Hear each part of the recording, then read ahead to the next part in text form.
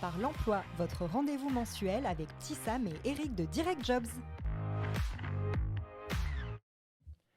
Eh bien, bonjour à toutes et à tous et bienvenue pour l'émission Ça parle emploi. Et on a naturellement la joie et l'honneur d'accueillir, on va commencer par Petit Sam qui est loin parce qu'elle se trouve sur Lyon actuellement. Bonjour Petit Sam. Hello tout le monde. Bonjour Sandrine. Bonjour Eric, bonjour Petit Sam. Voilà, donc Bonjour.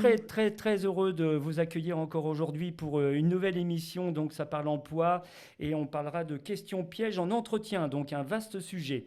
Tout d'abord, je voulais commencer par une petite présentation quand même rapide, parce qu'il y a tellement de choses à dire sur ce thème, c'est que je voulais quand même présenter Petit Sam, parce que je ne l'avais pas forcément fait voilà, la première fois. Je voudrais tout d'abord dire que Petit Sam, c'est une spécialiste et une experte des techniques de recherche d'emploi, et elle a aussi, pour tout vous dire, elle est là pour convaincre les recruteurs.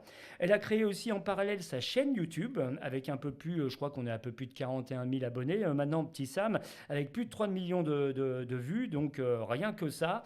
Plus de 249 supports vidéo, podcast sur sa chaîne. Donc vous aurez l'occasion voilà, de taper ses coordonnées et de voir ce qu'elle propose et ce qu'elle fait suivant les différents thèmes. Mais aujourd'hui, voilà, on va rentrer dans le vif du sujet et on va parler naturellement des questions pièges en entretien. Alors Sandrine, je vais te donner la parole pour lancer cette première partie avec Petit Sam. Oui, alors tout d'abord Petit Sam, pourquoi le choix de cette thématique ? Cette thématique sur les questions pièges, parce que clairement, les candidats, ils m'en parlent tout le temps. Ils sont persuadés que le recruteur va essayer de les piéger. Et aborder les choses de cette manière, en s'imaginant en fait qu'on va être piégé, c'est déjà se conditionner négativement et en fait, c'est déjà se mettre du stress. Sauf qu'un entretien, clairement, c'est pas ça. Un recruteur, il va pas convoquer un candidat en disant: «Ouais, lui, je vais le faire échouer». Non, c'est pas comme ça que ça se passe. Et donc c'est pour ça et c'est aussi pour donner plein d'infos, plein d'astuces que j'ai voulu faire l'émission sur cette thématique. De quoi va-t-on parler exactement alors aujourd'hui ? Déjà, on va voir ce que c'est vraiment une question piège. Qu'est-ce qui se cache derrière cette dénomination de question piège?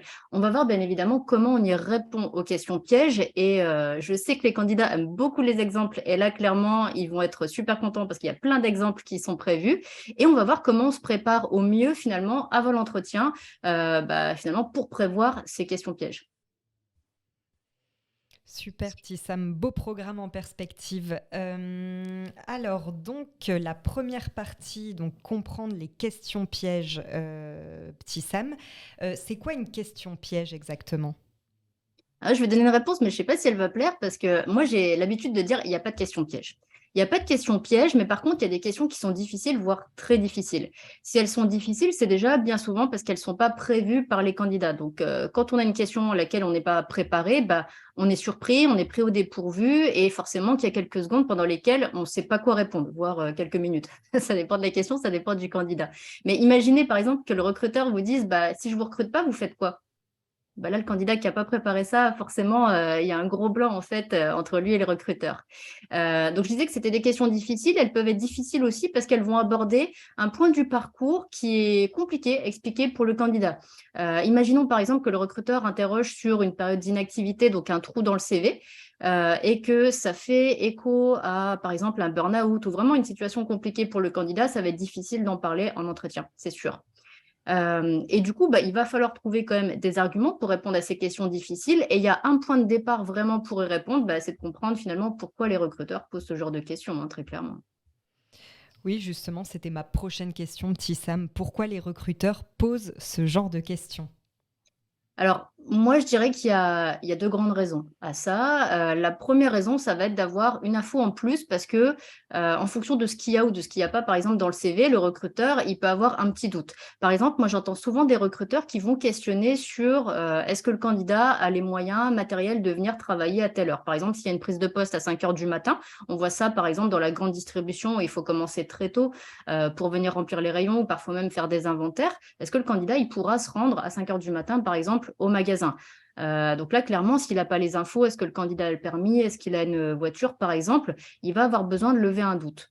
Autre cas de figure qui fait que les recruteurs posent des questions difficiles ou des questions pièges, ça va être de tester la réaction du candidat en posant par exemple des questions sur la personnalité du candidat ou sur une situation, pour un peu les pousser dans le retranchement, vraiment voir comment ils vont réagir dans la situation. Par exemple, un recruteur qui pourrait dire à un candidat un peu âgé, est-ce que vous pensez que vous allez réussir à vous intégrer dans une équipe de jeunes? Et clairement, moi j'ai envie de dire presque cette question, elle est quand même légitime pour le recruteur, mais il faut bien comprendre pourquoi, c'est-à-dire que par exemple, un candidat qui est vraiment en décalage par rapport à l'âge avec la future équipe potentiellement, eh ben, le recruteur va avoir besoin de vérifier qu'il saura justement s'intégrer dans l'équipe pour réussir finalement à réaliser toutes les missions qu'on va attendre de lui. Donc, il a besoin de poser ces questions-là, quitte à bousculer un petit peu. Et ce qu'il faut retenir, en fait, c'est que vos réponses, elles doivent permettre au recruteur de se dire plusieurs choses, de se dire que vous êtes sincère, de se dire que vous êtes cohérent aussi d'une réponse à l'autre et que votre candidature, elle correspond vraiment au profil qui est recherché, tout simplement. Quelles sont justement les différentes questions pièges, petit Sam? Alors, il y en a pas mal, des questions pièges. J'ai envie de faire un petit test. J'ai envie de vous proposer à vous, Eric, Sandrine, des questions et vous allez me dire si c'est des questions pièges ou pas, à votre Allez, avis. Nous c'est sommes super. ready. On est parti. Allez, j'en ai prévu 3. Alors, première question, pourquoi c'est vous que je dois recruter? C'est un piège ou pas ça? Non. Alors, j'ai essayé de ne pas copier. Voilà. Oui. Donc, je Donc, tu vas dire oui? je serais tenté de dire non non plus. Non, c'est pas forcément une question piège, non. Non, et c'est pas du tout une question piège, vous avez raison tous les deux, parce que là, le recruteur, de quoi il a besoin? Il a besoin d'avoir peut-être une petite info en plus, quelque chose qui va l'aider à départager les candidats. Donc, au contraire, c'est votre réponse, elle va vous permettre encore de vous mettre en avant et de vous démarquer des autres candidats. Donc, c'est pas un piège, et si on le voit comme ça peut même être un petit bonus. Deuxième question, si vous avez le choix entre notre entreprise et l'entreprise X, laquelle choisissez-vous? Piège ou pas piège? Eric, qu'en penses-tu? Qu'est-ce que j'en pense? Bravo Sandrine. Je fais appel à Je des vais amis, copier, moi. 50-50 ou C'est ça. je, je serais tenté de dire que c'est, je suis un peu partagé, mais ça peut être quand même une question piège. C'est un petit peu vicieux quand même comme question, donc je mettrais ça dans la catégorie effectivement question piège. Voilà, mais petit piège. Alors Voilà. moi je dirais non parce que en général, quand un recruteur demande ça, j'imagine qu'il faut absolument dire qu'on choisit son entreprise. Alors, clairement, Un c'est vrai partout. que c'est pas facile. Ouais, en gros, c'est ça. C'est de mon point de vue, même si j'aime bien dire qu'il n'y a pas de question piège, celle-là, elle est un peu Vicieuse. entre les deux quand Elle même. est un peu Ouais, voilà, vicieuse. on peut le dire comme ça Voilà. parce que si on demande finalement, tu as le choix entre mon entreprise ou une autre, laquelle tu prends, forcément que l'idée c'est de dire non, je viens chez toi. Ah oui. C'est embêtant Ah de dire oui. le Ouais. contraire. On va pas Il se vaut mettre mieux, une il balle vaut dans le mieux. pied quand Ouais, même. c'est un Il peu vaut mieux, ça. sinon c'est compliqué, mais clairement, l'idée, c'est aussi là pour que ça serve au candidat, c'est aussi que le candidat il fasse comprendre que ouais, en fait, il a le choix et qu'il pourrait aller ailleurs. Donc l'idée, c'est de montrer qu'il y a des arguments dans une autre entreprise, il y a des points d'intérêt pour le candidat dans une autre entreprise, mais il y en a encore plus dans l'entreprise pour laquelle il est en entretien. Et là, ça permettrait au candidat de marquer finalement encore des points dans son entretien à partir de cette question-là qui, à la base, aurait pu sembler très compliquée. Et dernière question que je vous propose à tous les deux, si j'appelle vos anciens collègues, que me diront-ils sur vous? Piège ou pas piège, ça? Je dirais déjà, bon, c'est pas forcément courant ce genre de propos, Alors, mais, ouais, mais l'ai je jamais dirais, entendu. non, mais je dirais que c'est pas forcément un piège, mais je suis un peu mitigé, je dirais 50-50 aussi, parce que ça peut être un peu vicieux aussi, et j'ai jamais entendu dans ma carrière, depuis plus de 35 ans, que j'ai même fait du recrutement, d'avoir posé ce style de questions, quoi, tu vois. Ah, mais toi, tu es un recruteur sympa, c'est pour ça. Ouais, trop gentil. Oui, alors autant les demandes de référence, évidemment, j'en entends souvent parler, qu'on appelle justement ses supérieurs ou voilà. Par contre, ouais, ce type de questions, j'ai jamais eu non plus. Du coup, ouais, je dirais peut-être question piège, petit Sam. Alors, piège et pas piège, finalement. Mais en fait, Sandrine, tu as dit le mot juste, tu as parlé des références.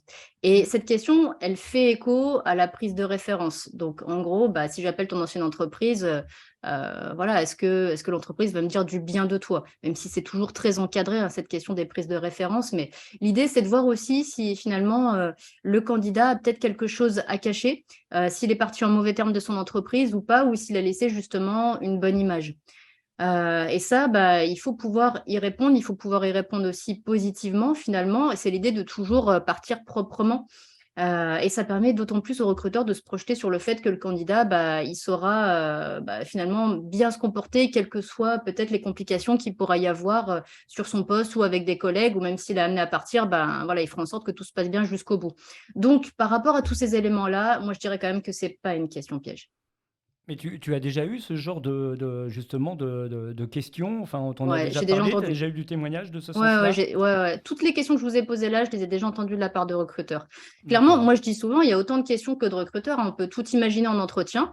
Certains sont dans les classiques, certains poussent un petit peu leurs questions pour surprendre, pour étonner et pour voir, encore une fois, là, exactement ce qu'on se disait, hein, la réaction des candidats. C'est vrai que là, on est sur une question qui peut surprendre.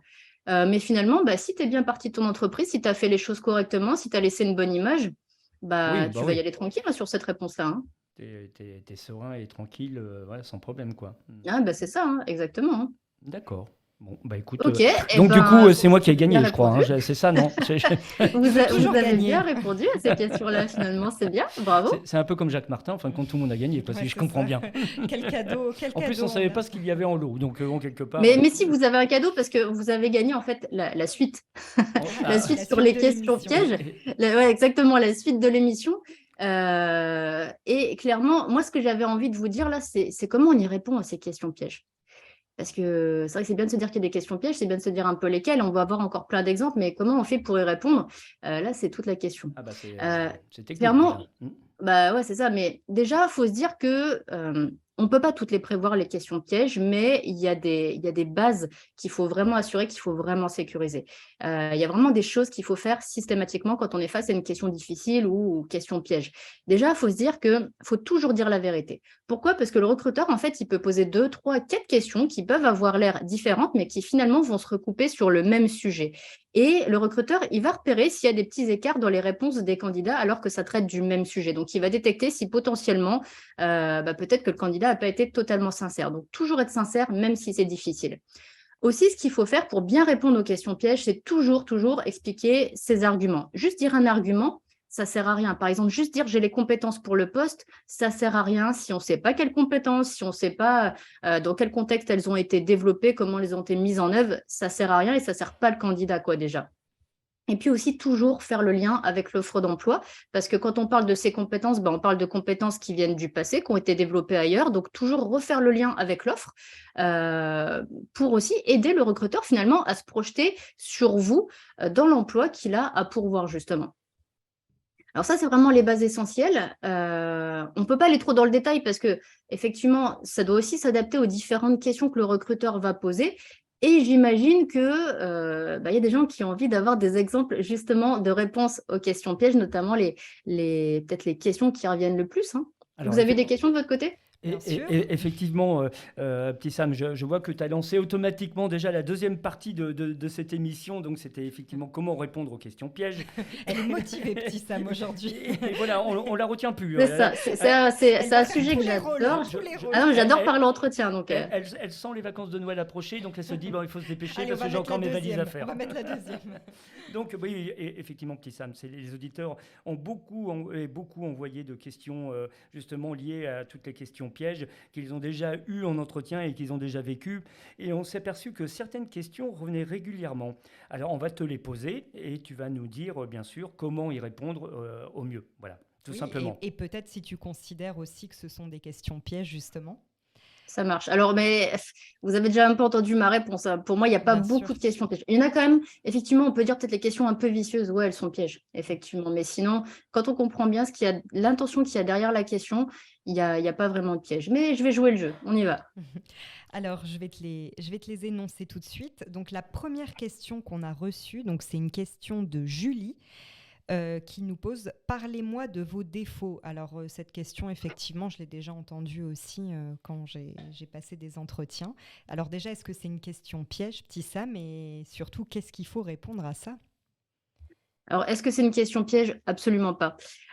Pourquoi? Parce que l'idée du recruteur, c'est en fait de voir si vous savez prendre du recul sur vous pour voir justement les axes d'amélioration qu'il y aurait dans votre posture, dans votre manière de travailler, par exemple, pour pouvoir y faire attention en poste et pour pouvoir justement faire que ces défauts ne ressortent pas quand vous êtes au travail ou au minimum, quoi. Donc non, déjà pour moi, c'est pas une question piège. Après, comme je vous l'ai dit, il faut être sincère, donc il faut y aller un petit peu cash sur le défaut. Il faut vraiment dire un défaut et un défaut qui est vraiment un défaut. Pour toutes les personnes qui ont envie de dire je suis perfectionniste, laissez tomber. Ça, c'est pas un défaut. Ça, c'est vraiment un faux défaut. Alors, c'est celui Non, que je c'est pas- sortais tout le temps. Je sais aujourd'hui qu'il faut surtout plus le faire. Bah, dis-toi que toi et des milliers de personnes ont déjà donné ce défaut en entretien, mais vraiment. Donc non, déjà, par rapport à ça, ça marche pas parce qu'il y a plein de candidats qui l'utilisent et parce que c'est pas vraiment un défaut d'être perfectionniste. En gros, tu dis ça, mais derrière, ton intention, c'est de dire que, en fait, tu Je fais suis bien tout dans les parfaite. moindres détails. C'est Tu dis ça. quoi? C'est de dire que je suis parfaite, en fait. C'est un Ouais. peu de la fausse modestie, quoi, Ah si ouais, tu veux. enchaîne sur la deuxième question, parce que là, ça va. Si tu donnes la parole à Eric, Sandrine, c'est il mort. aime pas, Eric. Alors, juste pour répondre à la question des défauts, je vous donne un exemple. Un exemple de défaut que j'entends régulièrement de la part de candidats aussi, c'est le fait d'être bavard. Donc là, l'idée, ce serait de dire, par exemple, bah, moi, mon défaut, c'est d'être bavard. À la pause café, je suis le premier, voilà, à raconter des choses, des histoires, des anecdotes aux collègues. Mais par contre, c'est vrai que je fais attention. Par exemple, si je suis avec les clients, je fais super attention. Je me concentre sur ce que j'ai à dire, sur mon produit, et surtout, je fais attention à leur laisser la parole pour qu'ils aient suffisamment de place pour eux aussi s'exprimer. Donc là, l'idée, c'est de dire, j'ai un défaut, c'est celui-là. Voilà comment ce défaut, bah, clairement, il se concrétise quand je suis au travail. Je parle beaucoup avec les collègues, mais dans un contexte précis, à la pause café, par exemple. Dès que je suis avec les clients, je fais attention et voilà comment je fais attention. Et là, si vous dites tout ça, bah, clairement, vous avez montré que oui, vous avez un défaut, vous l'assumez, vous êtes sincère, mais clairement, vous savez y faire attention. Oui, j'allais dire, on le travaille justement pour que ce soit gérable. Bah, c'est ça. Et comme le but du recruteur, c'est de voir si vous savez prendre du recul pour faire attention à ce défaut, bah, il faut expliquer aussi comment vous faites attention à ce défaut au travail. Parce que le défaut, il ne va pas disparaître parce que vous le connaissez. Il fera toujours partie de vous. Mais il est possible de le canaliser. Donc l'important, c'est de savoir comment vous le canalisez. À vous, tu as parlé avec Eric, petit Sam, sur le côté bavard, justement. Ouais, c'est ça, mais j'ai pas encore réussi sur le côté canalisation du défaut. Je travaille encore là-dessus, t'as vu? Il y a du boulot Mais encore. comme il n'y en a pas, comme ça, le problème est Comme réglé. il est perfectionniste. C'est ça. Alors, la deuxième question qu'on a reçue, donc c'est une question de Jérôme qui nous pose, donc pourquoi voulez-vous travailler chez nous? Donc tu en avais un petit peu parlé tout à l'heure, justement. Ouais, alors clairement, ça, c'est pas une question piège. Au contraire, c'est une question pour mettre en avant la motivation et l'intérêt du candidat pour le poste et pour l'entreprise. Donc là, il faut y aller sur les raisons. Faut pas hésiter à dire bah, pour plusieurs raisons et expliquer les raisons. Donc, par exemple, ça peut être l'émission. Ça peut être le fait de dire que l'émission, elle correspond bah, à ce que vous avez fait, à ce que vous savez faire, justement. Ou il y a peut-être aussi un aspect du poste qui vous intéresse. Et là, il faut expliquer ce qui vous intéresse par rapport au poste. Ça peut être une compétence, par exemple, qui vous intéresse particulièrement, une compétence que vous voulez développer, que vous avez même peut-être déjà commencé à développer en autodidacte. Si c'est le cas, il ne faut pas hésiter à expliquer voilà, tout ce que vous faites de votre côté par rapport à cette compétence. Vous pouvez aussi parler, par exemple, de la culture d'entreprise. Ça, c'est quelque chose qui revient de plus en plus souvent. Faut pas hésiter à en parler parce que les entreprises travaillent de plus en plus sur cette notion de la culture d'entreprise. Donc, finalement, comment elles accompagnent les salariés, qu'est-ce qu'elles mettent à disposition des salariés pour qu'ils se sentent bien au travail. C'est peut-être aussi un certain état d'esprit de l'entreprise qui va peut-être travailler sur certaines thématiques. Il y a beaucoup l'écologie aussi qui revient en ce moment. Par exemple, enfin voilà, ça peut vraiment être plein de choses qui peuvent vous intéresser. Donc, passez en revue tout ce qui vous intéresse dans l'entreprise et qui peut faire que bah, vous avez eu envie de proposer votre candidature dans cette entreprise. Ce n'est pas qu'une question de poste et d'offre d'emploi, c'est aussi une question d'entreprise. Donc, il faut vraiment tout mentionner. Alors, troisième question qui nous a été posée par Élise. Donc, où vous voyez-vous dans 5 ans? Où vous voyez-vous dans 5 ans? Elle est dure, celle-là. Et alors, c'est pas une question piège parce qu'on peut répondre clairement à cette question, mais ça suppose déjà d'y avoir réfléchi. Et clairement, il y a plein de gens qui ne savent pas où ils seront dans 5 ans. À plus forte raison quand on cherche du travail, parce que quand on cherche du travail et voilà, qu'on n'en a pas encore, c'est dur de s'imaginer la suite parce que déjà, la première préoccupation, c'est comment je paye mes factures. Donc, s'imaginer dans une entreprise, évoluer, etc., c'est beaucoup plus compliqué encore. Donc, j'ai envie de dire, on va rajouter cette complication dans l'exemple que je vais vous donner. Vous pouvez tout à fait dire, bah, dans 5 ans, c'est pas simple à dire, ça me semble loin. Donc là, clairement, on ne répond pas à la question pour l'instant. Mais vous pouvez rajouter, bah, ce qui est sûr, c'est que je me vois ici, je me vois dans votre entreprise. Parce que moi, si je vous ai proposé ma candidature, c'est à la fois pour rester et pour évoluer. Donc là, clairement, si vous dites ça, vous n'avez toujours pas répondu à la question, mais vous avez clairement marqué votre intention de rester dans l'entreprise. Donc ça répond à moitié à la question et surtout, ça fait ressortir vraiment bah, beaucoup de détermination et encore une fois, de motivation. Très belle réponse. Comme ça, on ne se défile pas. Non, c'est C'est bien. ça, exactement. C'est surtout ça qu'il faut faire. Voilà. Autre question qui nous a été posée par Caroline. Avez-vous fait d'autres candidatures? Voilà, Je l'aime bien cette question. On en a parlé justement au début. C'est toujours un peu délicat de répondre à ça. Ouais, c'est toujours délicat, mais le candidat, il peut vraiment faire une force de cette question. Déjà, il faut toujours dire oui. Clairement, si vous dites non, pour moi, il y a un souci. Parce que si vous avez fait qu'une candidature, c'est soit vous êtes hyper optimiste et vous vous dites que c'est la candidature qui va marcher, mais c'est surtout côté recruteur, ce qui va se dire, c'est que vous n'êtes pas hyper investi dans vos démarches. Parce qu'une candidature, c'est clairement pas avec une candidature qu'on décroche un boulot ou vraiment un gros coup de chance, quoi. C'est clair. Donc oui, il faut en faire plusieurs et il faut dire que vous avez fait d'autres candidatures. Et n'hésitez pas à mentionner des noms d'entreprises concurrentes. Pourquoi? Parce que ça va montrer la cohérence aussi de votre démarche, de votre recherche d'emploi, si vous postulez dans d'autres entreprises qui sont en concurrence avec celle pour laquelle vous êtes en entretien, et à des postes similaires ou identiques que celui pour lequel vous êtes en entretien. Donc oui, vous pouvez dire tout ça. Donc ça ne fait pas partie des questions pièges selon toi? Ah non, c'est pas du tout un piège, hein, très clairement. Je rebondis un petit peu par rapport à cette question et ta réponse, petit Sam, c'est de dire si jamais justement le recruteur dit mais est-ce que vous avez déjà eu, justement, vous avez postulé dans le même secteur d'activité mais pour d'autres entreprises, est-ce que vous avez déjà eu des réponses, est-ce que vous avez déjà un deuxième entretien, voire peut-être un troisième, etc. Oui, sur l'avancée des recherches. Alors souvent, moi j'ai eu ça aussi, effectivement.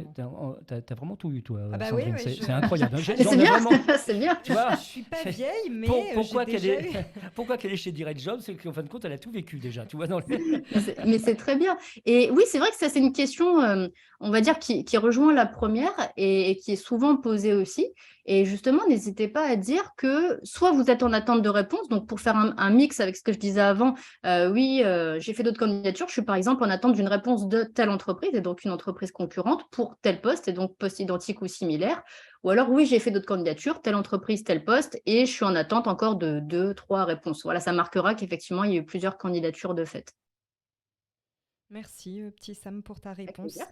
Alors, autre question qui a été posée par Jérémy. Pourquoi voulez-vous quitter votre emploi actuel? Donc, si vous êtes évidemment toujours en poste et que vous recherchez un nouveau travail, ça va sans dire. Et là, Sandrine va dire, bah oui, parce que je le vis actuellement. Oui, c'est ça, je dois t'annoncer quelque chose, Eric. Voilà, c'est justement, non pas en direct, mais... Sandrine, prends des notes. Merci, petit Sam. Alors, là, on pourrait se dire, ouais, il y a un petit piège. C'est-à-dire qu'il faut surtout que le candidat, il dénigre pas son emploi actuel et son entreprise actuelle. Là, l'idée du recruteur, c'est de voir, en fait, est-ce qu'il y a un problème dans l'entreprise dans laquelle le candidat est et qui fait que le candidat, il veut en partir? Et surtout, comment il va amener ça, comment il va parler de son entreprise. C'est vraiment montrer que vous êtes capable de véhiculer une image de l'entreprise qui ne soit pas négative. Donc, il faut faire gaffe à ça. Là, clairement, faut y aller aussi sur les raisons qui vous amènent à quitter l'entreprise et le poste, mais il faut toujours arrondir les angles. Imaginons par exemple que votre poste, ça y est, il ne vous apporte plus rien. Je ne sais pas si c'est le cas pour toi, Sandrine, mais continue à noter. J'ai fait le tour. Moi, c'est plutôt mon collègue qui m'apporte plus. D'accord. On pourra le voir avec une autre question, ça, si tu veux. Un autre thème dans le recrutement. Je la sens bien, l'année 2023. Je ne sais pas pourquoi. C'est ça.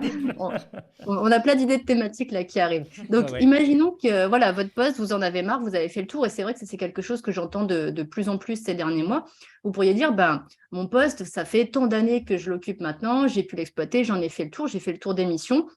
J'ai envie d'évoluer à tel poste et j'en ai discuté avec mon entreprise, mais ce n'est pas une évolution qui est possible parce que, par exemple, le poste est déjà occupé dans l'entreprise ou alors il n'y a pas de perspective de recrutement pour l'instant ou à ce poste-là, par exemple. Et là, l'idée, c'est de confirmer qu'effectivement, vous en avez parlé avec votre entreprise, que vous avez joué la carte de la transparence et que vous avez été clair sur le fait que pour continuer à vous épanouir professionnellement, vous avez ce besoin d'évolution et comme ça ne peut pas se faire dans votre entreprise, forcément que ça va se faire dans une autre entreprise. Donc, vous allez entamer des démarches, des candidatures. Et c'est ce qui vous amène justement à postuler dans l'entreprise pour laquelle vous êtes en entretien. Donc là, l'idée, c'est vraiment de jouer la transparence, de montrer le cheminement, comment ça s'est passé du côté de votre entreprise, est-ce qu'elle est au courant qu'effectivement vous faites d'autres démarches, et toujours refaire le lien avec l'offre d'emploi pour laquelle vous êtes en entretien. Ramener le sujet à l'offre pour laquelle vous êtes en entretien. Merci, petit Sam. La prochaine question qu'on a reçue vient de Nicole. Nicole qui a posé la question suivante. Qu'est-ce que vous n'aimiez pas dans votre précédent emploi? Donc ça rejoint un petit peu la dernière question. Ouais, c'est ça. On est toujours un petit peu sur le même ordre d'idées. Ne pas dénigrer l'ancien emploi, l'ancienne entreprise, l'ancienne équipe. Être aussi sincère, parce que là, en fait, là où c'est un petit peu piège, cette question, c'est que la question, elle induit quelque chose de négatif. C'est vous n'aimiez pas quelque chose dans votre précédent emploi. Mais j'ai envie de vous dire, c'est un peu comme les journalistes, hein, c'est pas parce qu'on vous pose une question dans ce sens-là que vous êtes obligé absolument de répondre dans le sens de la question. Vous pouvez un peu la détourner. Par exemple, vous pourriez dire, bah, moi, je dirais pas qu'il y a quelque chose que j'aimais pas dans mon emploi précédent. En revanche, c'est vrai qu'au fil du temps, bah, je me suis lassée de tel aspect, par exemple l'aspect répétitif du poste. Aujourd'hui, moi, j'ai vraiment envie, par exemple, d'avoir des missions qui soient un peu plus variées, un peu plus rythmées, un peu plus d'interaction, par exemple. Et c'est pour ça que je vous propose ma candidature. Donc, toujours image positive, sincérité, explication du cheminement et toujours refaire le lien avec l'offre pour laquelle vous êtes en entretien en ce moment. Merci petit Sam. La prochaine question nous vient de Patrice. Patrice qui nous a posé la question suivante. Parlez-moi d'un échec. Ok, pas facile. J'allais dire, de toute façon, il n'y a que des questions compliquées. Ça serait autrement si c'était trop facile. Ouais, c'est ça. En même temps, la On a thématique, c'est aussi les questions pièges. sélectionné, comme on sait qu'il y a un temps limité pour l'émission, on a Ouais, parce aussi qu'on fait en une a plein. sélection parce qu'on en a Mm. eu d'autres aussi. Mais voilà, on a retenu les plus importantes et celles qui revenaient aussi le plus souvent. D'accord. Mais c'est vrai, vous avez complètement raison. Le parlez-moi d'un échec, c'est un classique. Il y a aussi l'inverse, il faut savoir, c'est parlez-moi d'une réussite. Et c'est vrai que les candidats, ils vont beaucoup se préparer à parler des choses négatives, mais pas des choses positives. Donc, faites bien attention aussi à préparer ce type de questions. Mais le parlez-moi d'un échec, là encore, on est sur le même ordre d'idée. C'est-à-dire qu'il faut de la sincérité, il faut de la transparence et surtout l'intention du recruteur. Au-delà de voir si vous êtes sincère, c'est de voir si vous avez pris du recul sur cet échec. En fait, c'est comme la question des défauts. Est-ce que vous avez pris du recul? Est-ce que vous avez analysé? Est-ce que vous avez compris pourquoi c'était un échec? Et donc, est-ce que vous êtes capable finalement de reproduire la situation sans reproduire l'échec?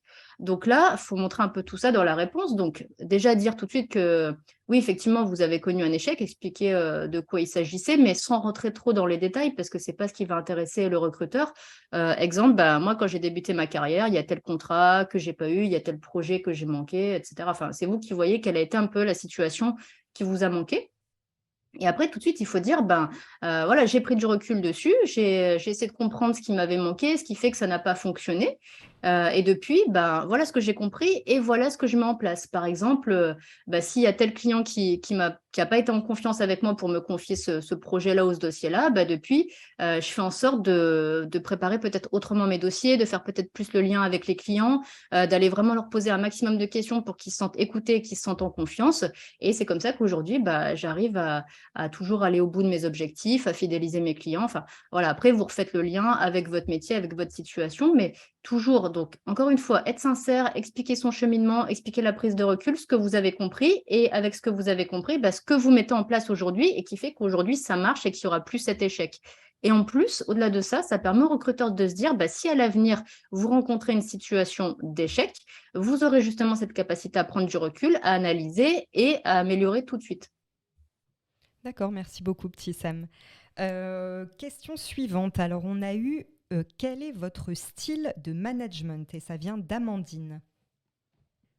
Ok, ça c'est une question qui m'étonne pas dans le sens où on parle beaucoup justement du style de management. C'est vraiment une thématique qui intéresse beaucoup dans les entreprises parce qu'elles se rendent compte aussi que voilà, il y a des styles qui fonctionnent pas, il y a des managers qui sont autoritaires, il y a des managers qui communiquent pas. Enfin voilà, il y a plein de choses qui font que ça marche pas.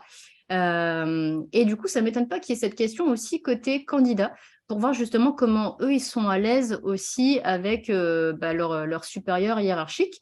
Et c'est toujours aussi l'idée de voir bah, comment ils vont réussir à parler de ça, est-ce qu'ils vont réussir à en parler positivement.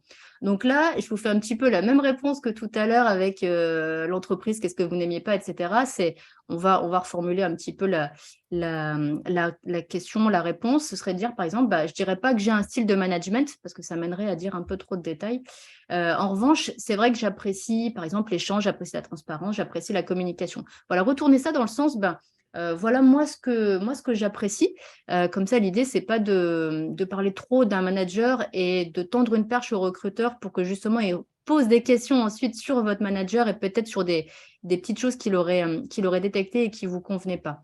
Mais en gros, retenez bien une chose surtout, c'est qu'il ne faut absolument pas dénigrer, encore une fois, tout ce qui s'est passé avant, et là, en l'occurrence, l'ancien manager. Pour finir sur cette deuxième partie, petit Sam, je te propose, j'avais une question juste personnelle, parce que c'est quelque chose que, effectivement, dans mon ancien travail, j'ai pu entendre, et je compatis à cette question quelque part, et parce que si on ne sait pas justement répondre à une question d'un recruteur, comment fait-on? Justement, est-ce qu'on fait appel à un ami, on prend le 50-50, est-ce qu'on prend la fuite, On part, on part. on part par la fenêtre, je ne sais pas, enfin bon, quel est le Si comportement? c'est au troisième étage. Ça va faire mal. Quel est le comportement que l'on doit avoir justement face à ce recruteur? Eh ben, j'ai envie de dire, on applique les bonnes pratiques qu'on s'est dites tout à l'heure, c'est-à-dire sincérité et on explique. Quand je dis sincérité, ça veut dire, on dit qu'on ne sait pas. Mais on ne sait pas sans raison. On ne sait pas parce que, enfin après ça dépend de la question, mais on ne sait pas par exemple parce qu'on n'a pas eu à mobiliser telle compétence. On ne sait pas parce qu'on n'a pas pour l'instant utilisé tel logiciel. Pourquoi? On ne sait pas parce qu'on n'a pas eu telle situation à gérer pour l'instant, la situation que propose le recruteur. S'il vous demande, par exemple, est-ce que vous savez, je ne sais pas, utiliser tel logiciel? Non, je ne sais pas parce que ce logiciel, je ne l'ai encore jamais utilisé. Par contre, c'est vrai que moi, j'ai utilisé ça comme logiciel. C'est des logiciels que je ne connaissais pas non plus à la base et que j'ai appris rapidement à utiliser. Donc, en fait, on part d'un je ne sais pas, on explique pourquoi on ne sait pas et on essaye de retourner finalement la situation à son avantage en disant que même si on ne sait pas aujourd'hui, demain, on saura parce qu'on a la capacité d'adaptation, parce qu'on a la capacité à apprendre rapidement, par exemple, ou tout simplement la motivation de développer cette compétence. Mais il faut jouer franc jeu. Parce que clairement, si vous ne savez pas et que vous essayez de faire croire que vous savez ou de détourner un peu la question, ça va se ressentir tout de suite et clairement, ça ne marchera pas.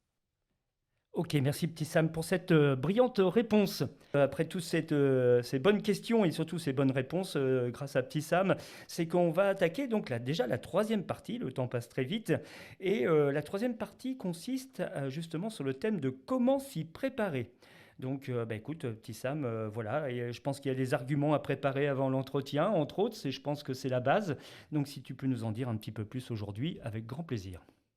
Ouais, c'est ça. Tu as le mot juste. Il y a des arguments à préparer. Et en même temps, en fait, on ne peut pas savoir exactement quelle question piège vous allez avoir parce que ça va dépendre beaucoup du recruteur, de son approche aussi du recrutement, de la manière dont il a envie, voilà, soit de vous pousser un peu dans vos retranchements ou plutôt de rester dans les classiques. Mais il y a vraiment des arguments, des thématiques qu'il faut absolument prévoir d'aborder. Ça va être déjà des arguments par rapport à votre motivation. Il y aura forcément des questions par rapport à ça.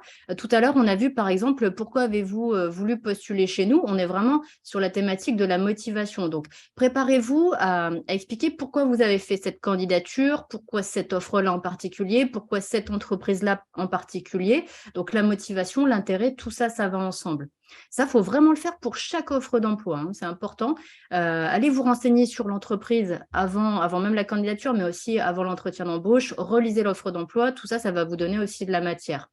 Je dirais aussi qu'il faut toujours bien connaître son fil conducteur. C'est-à-dire que le recruteur, il va avoir besoin de comprendre comment vous avez cheminé dans votre parcours, quelles sont les différentes phases de votre parcours, mais surtout pourquoi vous avez fait ces choix-là dans votre parcours. Notamment, par exemple, si vous êtes en phase de reconversion, pourquoi vous avez voulu changer comme ça. Donc, c'est pas grave, c'est juste que ça s'explique et il faut savoir l'expliquer. Donc, il faut aussi prendre du recul un petit peu sur soi pour se dire, là, finalement, pourquoi j'ai changé un petit peu de voie, pourquoi là, j'ai changé d'entreprise. Voilà, il faut se remémorer un petit peu tout ça pour l'expliquer et l'expliquer de manière assumée et sereine face au recruteur. Et puis, j'ai envie de dire, il faut aussi se préparer finalement aux questions que vous ne voulez pas. Parce que c'est les questions que vous ne voulez pas, vous pouvez être sûr que vous allez les avoir. Par exemple, s'il y a un trou dans votre CV, si peut-être vous avez quitté votre dernier emploi, vous pouvez être sûr que le recruteur, il va avoir besoin d'avoir des informations là-dessus. Donc, vous aurez ces questions-là que vous n'avez pas envie d'avoir, hein, finalement. Ah, puis je pense que de toute façon, et on l'a dit déjà à plusieurs reprises, hein, tu l'as dit à chaque fois, il faut vraiment être transparent et honnête avec le recruteur. C'est-à-dire que tu parlais de trous dans le CV, hein, ce qui peut arriver dans la vie, aussi bien pour un homme que pour une femme d'ailleurs, hein. Mais je pense que il faut toujours dire la vérité. Voilà, il faut pas avoir peur. Au contraire, tout se justifie parce qu'un recruteur, il sent les choses, hein. Quand la personne commence à broder un petit peu et à raconter un petit peu de tout et n'importe quoi, ça se sent. Donc il faut être le plus transparent et le plus honnête possible, je pense. Ouais, c'est ça. Et puis Mm. surtout, moi, j'ai envie de vous dire, il faut être aussi décomplexé avec cette histoire de trou dans le CV parce que les parcours aujourd'hui, ils sont plus comme il y a 30 ans en arrière où tout le monde faisait finalement sa carrière dans la même entreprise. Aujourd'hui, c'est plus du tout comme ça. C'est même vraiment une personne qui aurait fait 30 ans, 40 ans dans la même entreprise. C'est elle qu'on va regarder parce que ça se voit plus quoi aujourd'hui en fait. Donc c'est monnaie courante aujourd'hui d'avoir des personnes qui changent d'entreprise, qui changent de poste, qui changent complètement de secteur professionnel, qui ont une interruption dans leur parcours parce que ça existe aussi, c'est juste la vie, hein, tout simplement. Ça Bien peut sûr. arriver qu'on ne s'entende plus avec son entreprise, ça peut arriver que l'entreprise aussi, elle ferme, hein, tout simplement. Ça peut arriver qu'on ait des soucis dans son parcours et qu'on ait besoin à un moment donné de faire un break, hein, tout simplement. Donc les recruteurs, ils ont l'habitude de ça aussi, il faut se dire, hein. Ok. Euh, Deuxième point, c'était l'état d'esprit. Est-ce que tu ouais, peux nous en dire aussi un petit peu plus sur ce thème-là, état d'esprit? l'état d'esprit, franchement, il y a un mot qu'il faut retenir, c'est positif. Il faut toujours être dans un état d'esprit positif, c'est-à-dire, on le disait vraiment en début d'émission, c'est que le recruteur, il n'a pas l'intention de vous nuire, il n'a pas l'intention de vous faire échouer à votre entretien. Donc déjà, il faut mettre ça de côté. Le recruteur, il a juste besoin de mieux comprendre votre parcours, vos choix et qui vous êtes. Et c'est pour ça que parfois, il va vous poser des questions qui vont être un petit peu plus poussées. Et même si vous êtes surpris ou même si cette question, finalement vous l'appréciez pas, dites-vous qu'elle n'est pas personnelle, c'est-à-dire il n'y a pas qu'à vous que le recruteur il posera précisément cette question-là. Le recruteur, il va avoir le même type de question qui va revenir de candidat en candidat. Donc, il faut vraiment se détacher de ça, se détacher de la partie en fait affect finalement pendant l'entretien, se concentrer sur les questions, essayer de comprendre pourquoi le recruteur il a ces questions-là et toujours voilà, essayer de voir les choses du bon côté parce qu'en fait, il faut se dire que chaque réponse que vous allez apporter, elle peut vous amener justement à dire du positif sur vous et sur votre parcours. Donc, c'est pour ça qu'il faut vraiment avoir cet état d'esprit positif. Alors toujours pour conclure sur cette troisième partie, comment s'y préparer, tu as marqué en troisième point, c'est répétition. Donc pareil, est-ce que tu peux rentrer un petit peu plus dans le détail de répétition? Est-ce qu'on doit Ouais, s'entraîner Est-ce devant qu'on son doit faire miroir? du training? Est-ce qu'on oui, doit faire appel aussi à un voisin ou à son conjoint ou à sa conjointe ou à, je sais pas, à son chien, à son chat, je ne sais pas. Voilà, on mais faire ce mobilise tout petit et jeu de tout le rôle. monde. Oui, tout le monde, voilà, voilà. C'est ça. Oui, c'est vrai que quand moi je dis répétition, c'est ça en fait. Il faut s'entraîner, s'entraîner, s'entraîner. Pourquoi? Parce que là, on est vraiment sur la thématique des questions pièges. Et les réponses, elles ne sont pas forcément faciles à dire. Déjà, il faut trouver les arguments, ce qui n'est pas facile et on l'a vu tout au long de ce qu'on a pu se dire déjà depuis le début de cette émission. Et puis, il y a des arguments qu'il va falloir aussi s'habituer à dire, s'habituer à aussi s'entendre les dire et les assumer, notamment quand il faut parler de quelque chose de difficile. Si par exemple vous avez quitté votre boulot parce qu'il y a quelque chose qui n'allait pas dans votre boulot, si on vous parle du manager et que le manager il vous a pourri la vie, il va falloir s'entraîner à en parler pour que justement toutes ces émotions négatives, elles ne ressortent pas ou quasiment pas face au recruteur. Donc oui, c'est de l'entraînement. Et comme je vous disais, plus vous allez vous entraîner à le dire, plus vous allez vous habituer aussi à vous entendre en parler et ça paraîtra beaucoup plus naturel, spontané quand vous serez face au recruteur. Et puis, Sandrine, tu disais en rigolant, est-ce qu'il faut s'entraîner devant son miroir? Bah oui, c'est possible. C'est possible comme ça, vous aurez l'habitude d'avoir un reflet ou en tout cas quelque chose face à vous quand vous allez le dire. Donc, ça vous paraîtra encore plus finalement presque facile ou habituel en tous les cas en entretien quand vous serez face au recruteur. Si vous voulez voir un petit peu votre gestuelle, ce sera aussi un bon moyen de le faire face à un miroir. Mais surtout, moi, ce que j'ai envie de vous dire, c'est pour les questions, en tout cas pour les réponses qui vraiment vous semblent compliquées, enregistrez-vous, comme ça vous vous repassez l'enregistrement et vous entendez bien comment vous l'avez dit. Est-ce que ça vous convient? Est-ce que ça vous a paru finalement sincère? Est-ce que ça vous a paru naturel ou pas? Et c'est le meilleur retour que vous pouvez avoir là-dessus sans être en entretien finalement. Donc oui, de l'entraînement. Et dernière chose, entraînez-vous à la maison à voix haute. Parce que si vous le faites dans votre tête, il y a plein de choses que vous n'allez pas entendre. Et par exemple, s'il y a des phrases, des tournures de phrases, des formulations que vous avez du mal à prononcer, vous ne l'entendrez pas si vous le faites que dans votre tête. Parce que dans votre tête, ça sera toujours nickel. Mais après, quand on le passe vraiment à voix haute, il y a des petites subtilités comme ça qu'on va détecter. Donc c'est pour ça que c'est important de le faire à voix haute à la maison. Je crois que là, tu as vraiment aujourd'hui apporté le meilleur conseil possible, une fois de plus, en ayant recruté. Ça se sent, les gens qui s'entraînent ou qui ont l'habitude, effectivement, d'avoir des rendez-vous d'embauche, etc. Et je veux dire, pour comparer, c'est un peu comme un sportif, c'est un peu comme un musicien. Plus il s'entraîne tous les jours, plus il est meilleur. Pour se préparer à un entretien d'embauche, c'est exactement la même chose. Voilà, dites-vous que vous êtes un grand sportif des entretiens et un musicien aussi des entretiens. Voilà.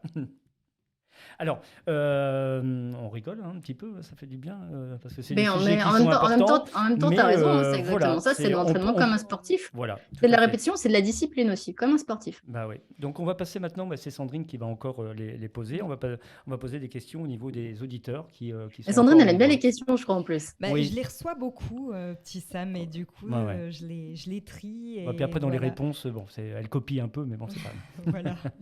Alors, j'ai reçu une question. Donc, si vous aviez une baguette magique et que vous pouviez faire 3 vœux, lesquels seraient-ils? Alors, je l'aime bien celle-là, enfin, je l'aime bien. C'est-à-dire que je suis contente en fait qu'elle soit posée parce que j'ai vu des candidats qui sont complètement cassés la figure sur cette question-là. Ah, tu l'as Euh, déjà entendu cette question? Moi, ouais, je l'avais ouais, jamais ouais. entendue hein, quand je l'ai Je l'ai déjà reçue. entendu et surtout j'ai entendu la réponse des candidats et c'est là où ça fait mal. Euh, Par exemple, un candidat qui a répondu à cette question, premier vœu, île déserte. Je vais sur une île déserte. Et pourquoi ça Alors, on peut le comprendre. Qui n'aurait pas envie d'aller sur... En plus, Surtout en ce là, on est moment. en Moi, hiver, avec donc qui Sandrine, n'aurait j'ai pas envie de le envie? dire tous les jours. Voilà, c'est ça. Mais en fait, pourquoi ça a complètement nui à son entretien? C'est-à-dire que cette question, elle arrive en fin d'entretien. Et en fait, pendant tout l'entretien, le candidat, il s'est efforcé de faire comprendre qu'il était motivé, qu'il voulait bosser dans cette entreprise, qu'il s'y voyait déjà, qu'il se projetait.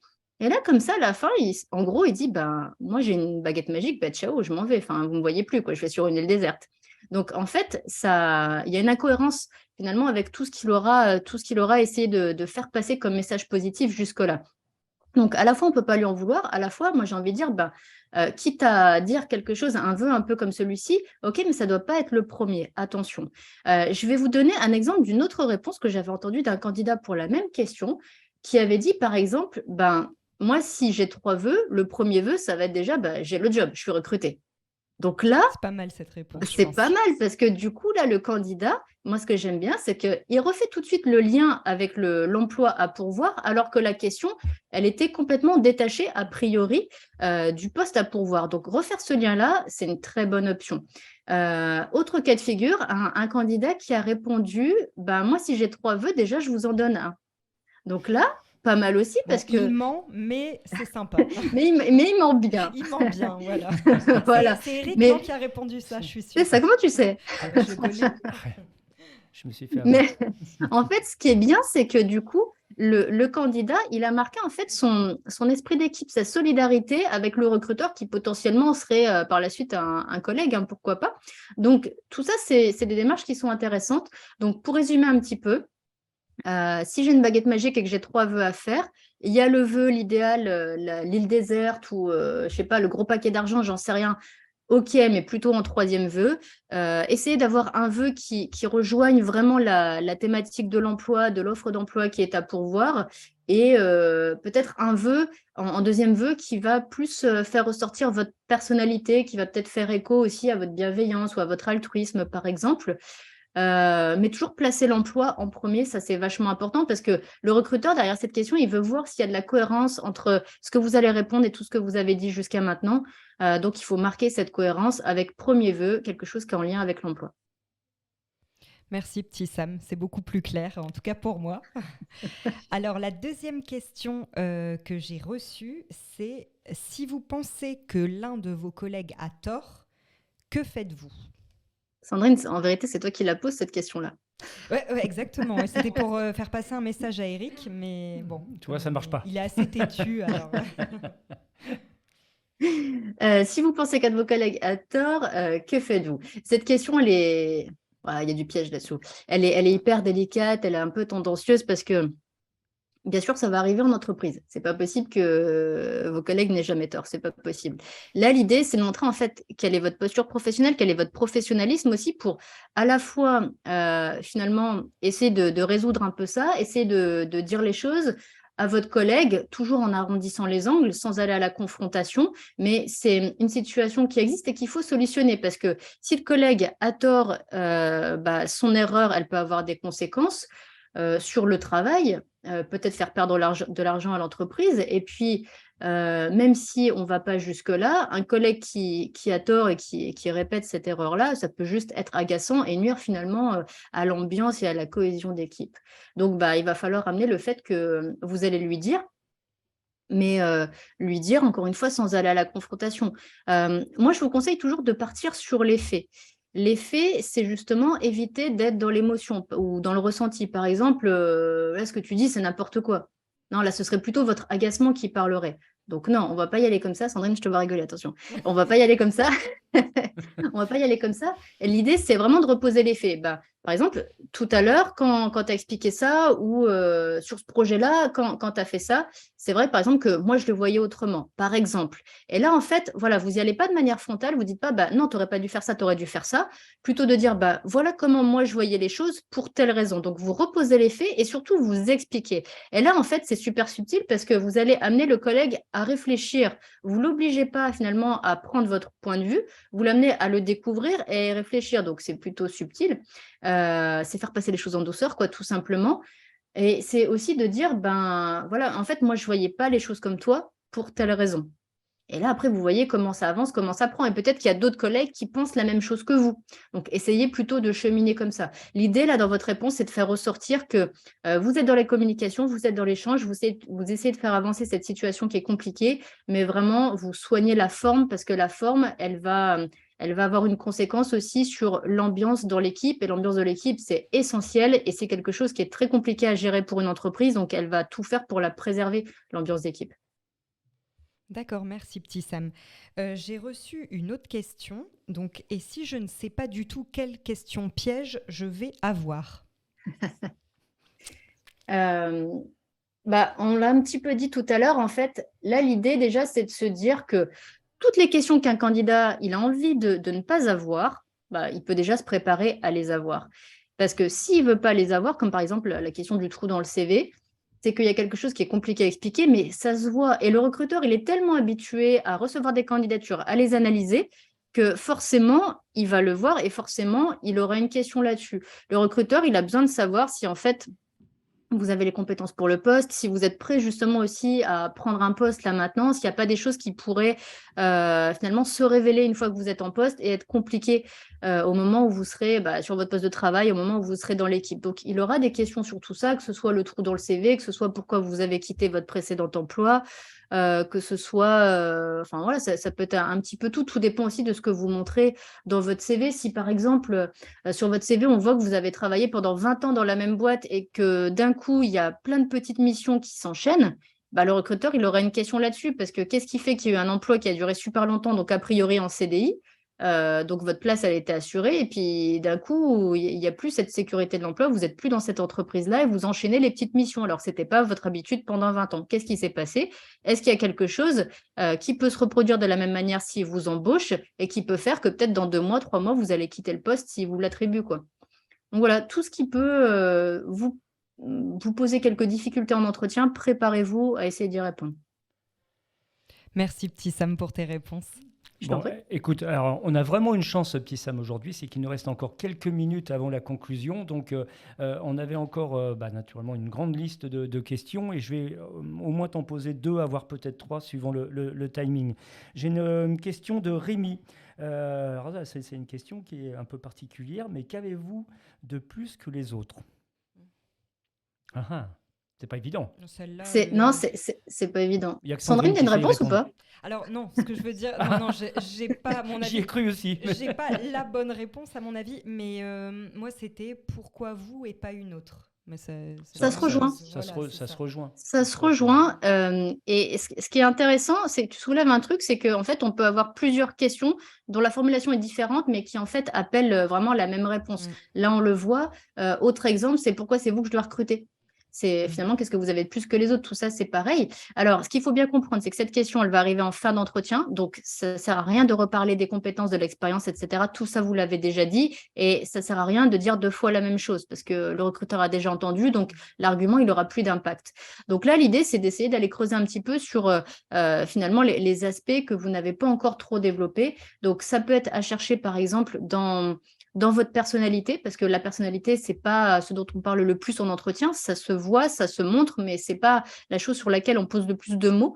Donc, par exemple, les personnes qui ont une personnalité qui est vraiment agréable, enjouée, qui ont toujours le sourire, Ça, clairement, c'est un avantage dans une équipe et il ne faut pas hésiter à le mettre en avant parce que vraiment, les recruteurs sauront voir tout ce que ça peut apporter comme bénéfice. Quelqu'un qui a toujours le sourire, il arrive le matin, il donne le sourire aux collègues. Quelqu'un qui voit toujours les choses du bon côté, eh ben, même quand ça ne va pas dans une équipe, quand il y a quelque chose qui ne va pas, et j'ai l'impression que tu le prends à ton compte, Eric. C'est ce que j'allais J'arrête dire, pas de faire Tissam. des signes depuis tout à l'heure. Je lutte C'est pour pas ça, rigoler. ça fait du bien dans une équipe, ça remonte le Mais moral et ça oui, redonne de la mais oui, motivation.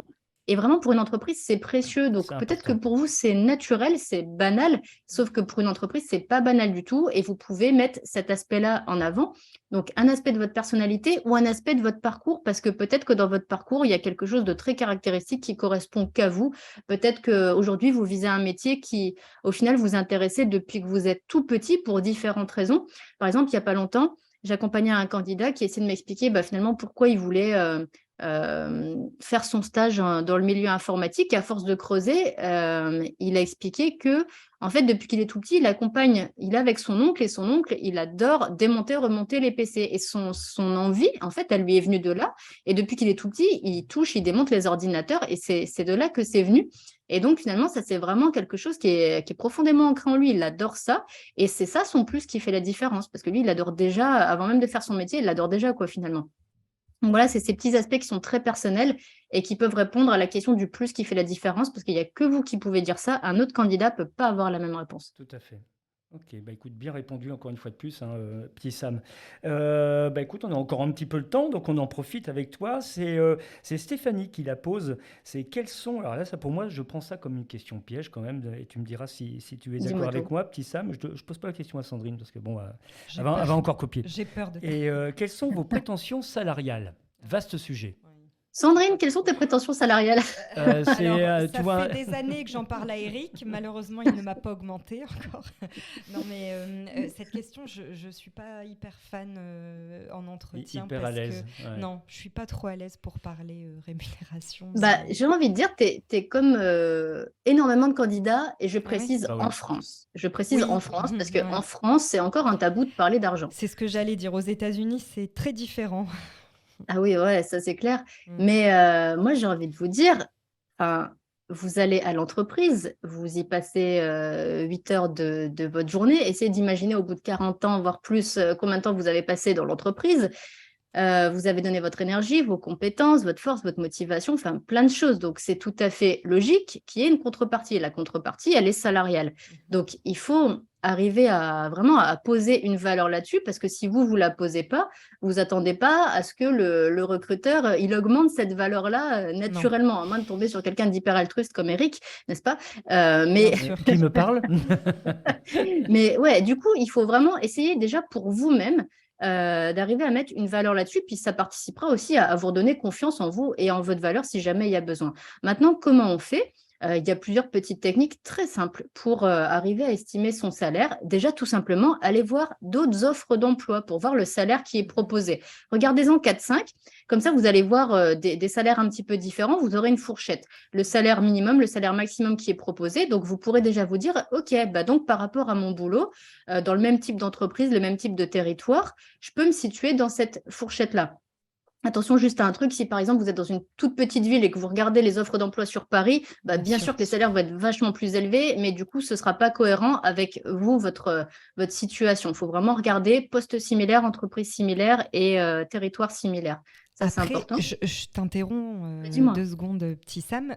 Dans les offres d'emploi, si je ne dis pas de bêtises, les salaires ne sont pas toujours affichés. Ils ne sont pas toujours affichés, tu as complètement raison. C'est suivant Et- l'expérience, généralement. Ouais, Parfois selon profil. selon expérience, selon profil, selon tel type de convention, selon tel Mm. type d'accord de branche, enfin bref, tout ça, c'est pas des chiffres, donc ça dit pas grand-chose aux C'est candidats. ça, Donc, ça nous quand aide c'est pas. pas marqué, c'est ça, ça aide pas. Donc, quand c'est pas marqué, pas grave, il y a d'autres outils qui sont aussi très efficaces. Sur Indeed ou sur Glassdoor, par exemple, vous avez la possibilité, vous avez des onglets salaires. Et là, ça va vous permettre, en renseignant quelques critères, comme par exemple le poste, l'entreprise, l'effectif de l'entreprise, votre expérience, vos diplômes, par exemple, ça va vous montrer en fait des salaires pour profils similaires et postes similaires. Donc là encore, vous aurez une idée, un montant approximatif du salaire auquel vous pouvez prétendre. Une fois que vous avez ces indications-là, moi, je vous conseille vraiment de rester en termes de réponse, de rester sur une fourchette. Pourquoi? Parce que si vous amenez tout de suite au recruteur un montant fixe, vous ne montrez pas que vous êtes ouvert à la négociation. Par exemple, si vous dites, moi, je veux tant par an, moi, mes prétentions, c'est tant par an, c'est dur de pouvoir négocier derrière si, justement, le montant, il est déjà figé. Si, au contraire, vous dites, moi, par rapport à mes prétentions salariales, je me situe entre temps et temps, et puis, il faut expliquer derrière par rapport à mon expérience, par rapport à telle compétence que je vais apporter en plus du fait justement voilà, des missions que j'ai accomplies. Voilà, derrière, vous argumentez et ça justifie aussi finalement le montant que vous demandez, mais toujours dans cette fourchette-là. Comme ça, il y a une négociation qui est possible. Autre chose importante, souvent les recruteurs, ils parlent en salaire annuel, mais surtout, ils vont parler en salaire brut. Donc, faites gaffe à ça parce que si, par exemple, un recruteur, il vous parle, je sais pas, de 30 000 bruts et que vous pensez que c'est en net, vous allez avoir une méga déception au moment de la fiche de paye. Sauf que la fiche de paye, ça veut dire que vous êtes déjà en poste. Donc, faites gaffe à ça. On parle quasiment toujours en brut. Oui. Tout à fait. J'ai bien pris note, Tissam, pour Eric. Je lui prépare une note dès ce soir. Tu as bien raison. Je crois que tu vois, il ne faut pas trop en dire. On changera de sujet le prochain coup quand même parce que on a peut-être encore. Ça ne sera pas dans ma faveur. On a peut-être encore petit peu de temps pour une dernière question. Il nous reste 5 minutes, donc je vais poser la dernière question et après on va faire le mot de la fin et la conclusion. Petit Sam, j'ai Roman qui m'a posé une question que je souhaitais mettre de côté parce que je la trouve pour finir très pertinente. C'est comment. Alors là, il faut éviter aussi un petit peu le blabla, mais comment déjouer les questions pièges lors d'un entretien face à un recruteur?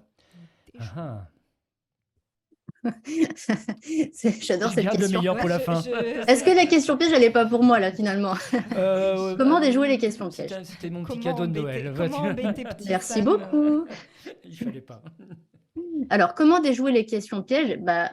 Alors, j'ai envie de vous dire, finalement, en reprenant tout ce qu'on s'est dit, ce qu'il faut se dire, c'est déjà, il ne faut pas essayer de ne pas y répondre parce que ça ne marche pas. Le recruteur, il va voir tout de suite que vous essayez de détourner la conversation et donc, finalement, vous n'allez pas répondre à la question. Le recruteur, s'il pose une question, c'est pour avoir une réponse. Donc, il va falloir répondre.